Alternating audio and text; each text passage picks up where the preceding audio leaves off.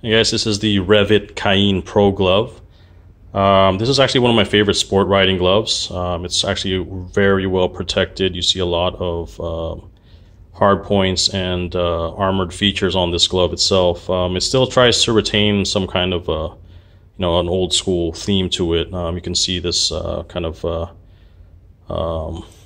band that goes across the top of the wrist and actually ends up around the Velcro that goes around your wrist to close it. Gives you a little bit more support all throughout the hand to make it fit better as you're riding. Again, this is actually one of my more armored gloves for sport riding. I wear this with the XSR 900. Obviously, with a more performance-oriented bike, the chances of accidents and things like that goes up.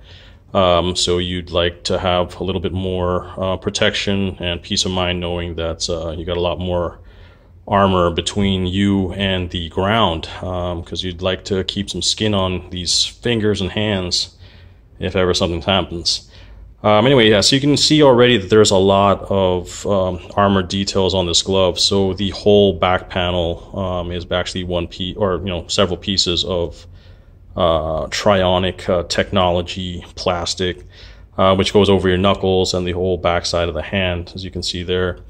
The fingers all individually have these plastic inserts on every segment to basically act as a barrier in case you start sliding on the ground, things like that. So it's a nice feature to have. The ends of, for me in terms of fit, the glove fits really well, though you can, when you make a fist off of the bike, you can obviously feel some of that armor under the leather there. But when you're in a riding position and you throttle up and things like that, nothing really gets in the way of your wrist movement. So you don't really have any restrictions in terms of movement for riding. Obviously, when you make a hard fist, you can definitely feel the plastic kind of hit against your skin and your knuckle there. But for an actual ride position, there is no restriction on your hand. So that's the best part about it. So aside from the top end of the glove having so much armor and hard points and things like that, the side of the glove also has some of this armor on your your thumb. The top of your thumb has that little plastic piece there, and then on the inside you've got a really thick piece on the outside of the palm. So again, whenever you start sliding around on the ground, that's gonna basically come between you and the road surface. Which is something that you'll appreciate when if ever you need it.